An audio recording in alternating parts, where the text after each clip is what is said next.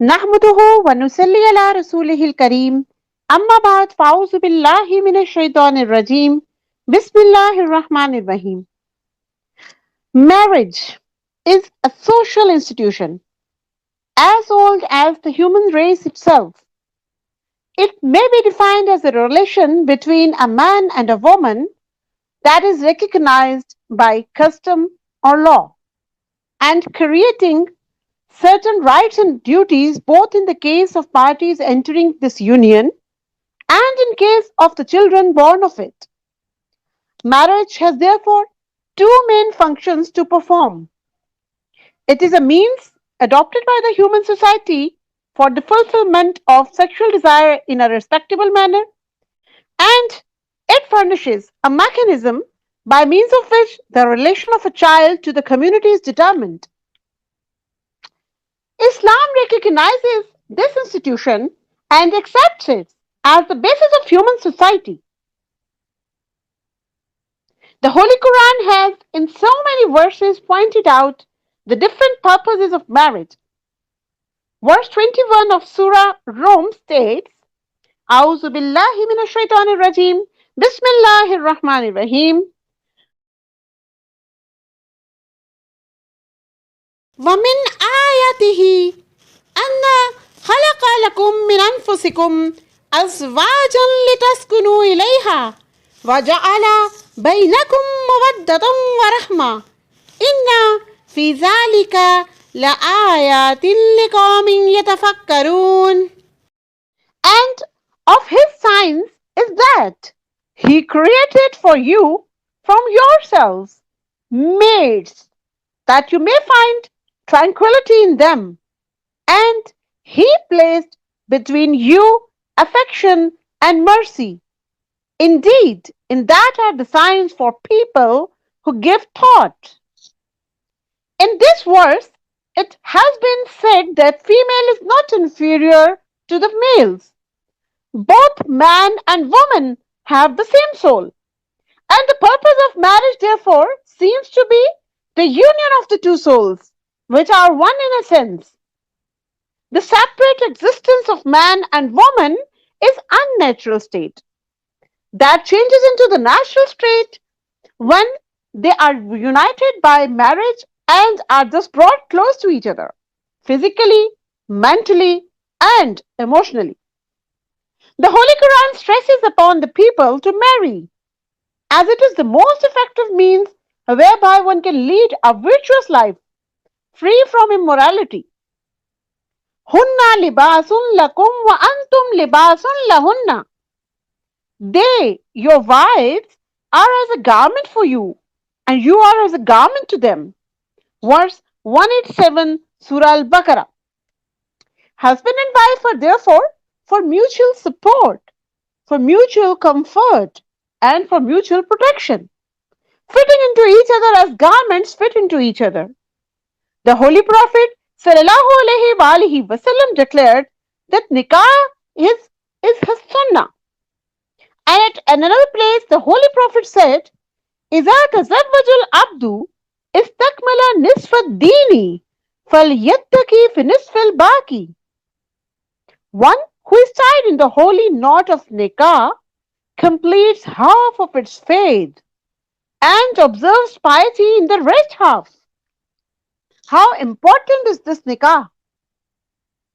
Verse 3 of Surah Nisa states, أعوذ بالله من الشيطان الرجيم بسم الله الرحمن الرحيم فانكحوا ما طاب لكم من النساء مثنى وثلاثة ورباع فإن خفتم ألا تعدلوا فواحدة. Marry those that please you of women, 2 or 3 or 4. But if you fear that you won't be just, then marry only one. Allah Almighty has allowed a Muslim man to marry up to 4 women, but the only condition is that of being just to all of them. Otherwise, a single wife is sufficient. Allah Almighty has also clearly described that it won't be easy for a man to fulfill the condition of being just. At verse 1 to 9 of Surah Nisa, Allah Almighty warns the men that they won't be able to be just in the following words. أعوذ بالله من الشيطان الرجيم بسم الله الرحمن الرحيم ولن تستطيعوا أن تعدلوا بين النساء ولو حرصتم فلا تميلوا كل الميل فتذروها كالمؤلقة وإن تصلحوا وتتقوا فإن الله كان غفورا رحيما. And you will never be able to be just. You will never be able to be equal in feeling between the wives, even if you should strive to do so. So do not incline completely towards one and leave the other one hanging. And if you amend your affairs and fear Allah, then indeed Allah is ever forgiving and merciful. These are the precious teachings of Islam regarding marriage and the second nikah, also known as Aktisani. Now we quickly come to what Mirza Ghulam Ahmad Qadyani Saab has preached in his books and how did he practice it. In his famous book Qashti-e-Nu, volume 19 of Ruhani Khazain, he states, one who does not deal with his wife and the relatives of his wife in a good manner is not part of my Jamaat. Strange. And at page 403 of volume 1 of Malfuzat, he narrates, our mentor emphasized, khairukum khairukum li ahlihi. The better amongst you is the one who has got excellent behavior with his family. And he further states, he who does not behave in a good manner with his wife cannot be declared as a pious person. And remember, this point is the crux of our today's lecture. One who does not behave nicely with his wife is not even a pious person. I repeat, one who does not behave nicely with his wife is not even a pious person. Please watch the lecture till the end, and I will show you an impious person, an irreverent and godless person at the end of the lecture, inshallah. Now we check another reference at page 75 of volume 17 of Ruhani Khazain, where Mirza Ghulam Ahmad Qadyani has been putting down a list of advices for his followers. And these advices relate to their dealing with their wives. Interestingly, he has narrated this all in the light of his revelation from God, Nauzubillah. He says it was inspired upon him to refrain from divorcing one's wife. This is point number 5. He has further elaborated that worst person is the one who scurries in divorcing his wife. And he narrates, do not break the relationship that God has made. He therefore advises not to break the relationship hastily like a messy and an uncleaned and ugly utensil. Now what we got from these narrations, there have been 2 specific terminologies out of the books written by Mirza Ghulam Ahmad Qadyani himself. Those persons who deal badly with their wives and try to divorce them have been declared as number 1, impious person, godless person, and number 2, the worst person of the world. Now let us discuss quickly the married life of Mirza Ghulam Ahmad Qadyani. I will clarify here that making analysis of one's personal life is not our way of preaching. But Mirza Ghulam Ahmad Qadyani was not an ordinary person. He was a public figure, rather a so-called apostle, who not only himself had discussed the various incidents of his personal life, But his son, Bashir Ahmad M.A., whom he named as Kamrul Anbiya, has also quoted the shameful adventures of his father in his famous book Siratul Mahdi. Mirza Ghulam Ahmad Qadiani had two sons at the age of 50 when he thought of second marriage and did the same very secretly. Though Mirza Ghulam Ahmad Qadiani was very well aware of his physical condition, yet he insisted on the second marriage. Now let me quickly read out a narrative number 41 at page 30 of Siratul Mahdi. Here narrates the mother of Mirza Bashir Ahmad M.A., the mother of Kamrul Anbiya, that is the second wife of Mirza Ghulam Ahmad Qadiani. Mirza Ghulam Ahmad Qadiani did not have sound relationship with his first wife right from the beginning. A very important point. Viewers, Mirza Ghulam Ahmad Qadiani was not having sound relationship with his first wife right from the beginning of his relationship. Even Mirza Ghulam Ahmad Qadiani had left sexual relationship with her. And who is telling this? The second wife of Mirza Ghulam Ahmad Qadiani is telling.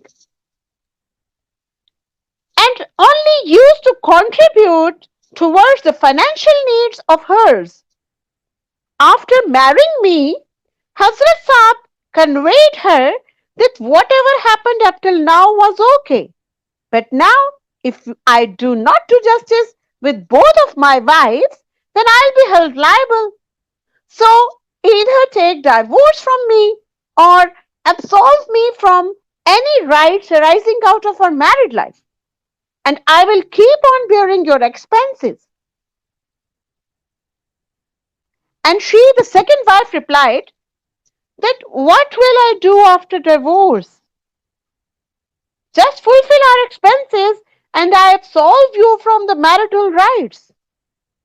And then the mother of Bashir Ahmad M.A. narrates further that when the issue of Muhammadi Begum arose and Muhammadi Begum was married to some other person other than Mirza Ghulam Qadiani, then the mother of Fazl Ahmad, that is the first wife of Mirza Ghulam Ahmad Qadiani, did not sever relationship with the family of Muhammadi Begum. And as a result, Mirza Ghulam Ahmad Qadiani divorced her in the light of his advertisement dated May 2nd, 1891, wherein he had already threatened not only to divorce his wife, but also to deprive his son Sultan Ahmad from his legal heirship. Let me narrate another quotation quickly, and this is page 31 of volume 13 of Ashab Ahmad, written by Malik Salahuddin.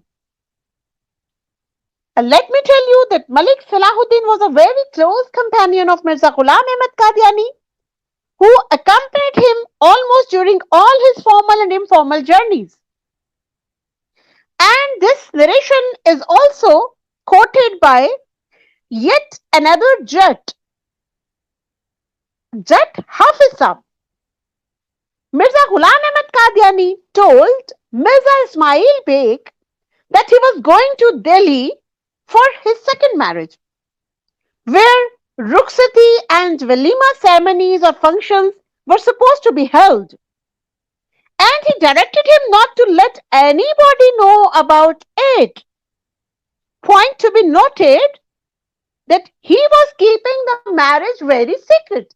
He didn't want to let this incident known by his first wife even.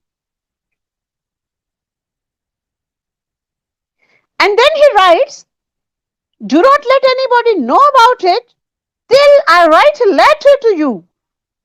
And then he further instructed him to tell the mother of Sultan Ahmad so that she may raise hue and cry in his absence. What a great preaching! Not only he was keeping his marriage secret, but also he was advising one of his companions to let her know after Mirza Ghulam Ahmad Qadiani writes a letter to him so that she makes all the hue and cry in the absence of Mirza Ghulam Ahmad Qadiani. Judge Hafiz Sahab. I am quoting it again and again that this narrative is by Judge Hafiz Sahab. He further narrates that he was simply shocked to hear that all.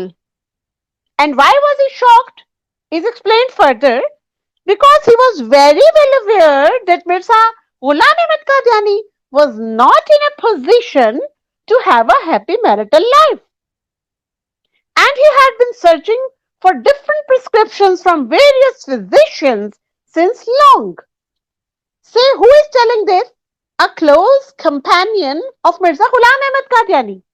He knows that Mirza Ghulam Ahmad Qadyani was not even in a position to have a happy married life, and he had been searching for prescriptions from famous physicians so that Mirza Ghulam Ahmad Qadyani could be secured from his illness, but none was effective for Mirza Sahab. From both these manuscripts, what we infer is, number one, Mirza Ghulam Ahmad Qadyani never had good relationship with his first wife. Number two, he did not even fulfill his marital obligations towards her.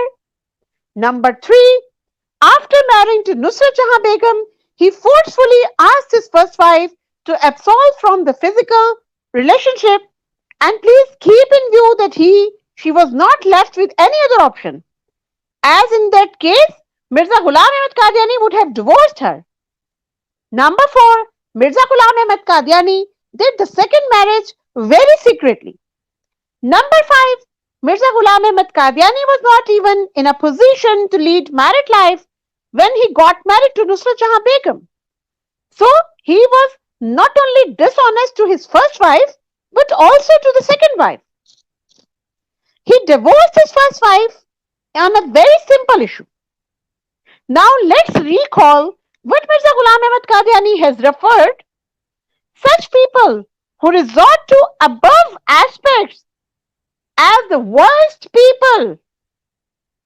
And I repeat once again, Mirza Ghulam Ahmad Qadyani have himself declared that all those people who do these acts, they are not good towards their wives, or they resort to divorce them, are number one, impious, number two, godless, and number three, the worst people of the world. The worst people. So now let me ask a question from the members of Jamaat Ahmadiyya. Can an impious person become Imam Mahdi? Can a godless person become Masih Maud? And can a worst person of the world become a prophet by any means? And if their answer is no, then they are bound to think that in which direction they are heading, whether they are blindly calling a wrong number, and if they don't find a proper answer, then please read all the references yourself and find the truth. وَمَا عَلَيْنَا إِلَّا الْبَلَاغُ الْمُبِينُ. खुद मेरे नबी ने बातें बता दी, या नबी आबादी, हर ज़माना सुन ले ये नवाए हादी, या नबी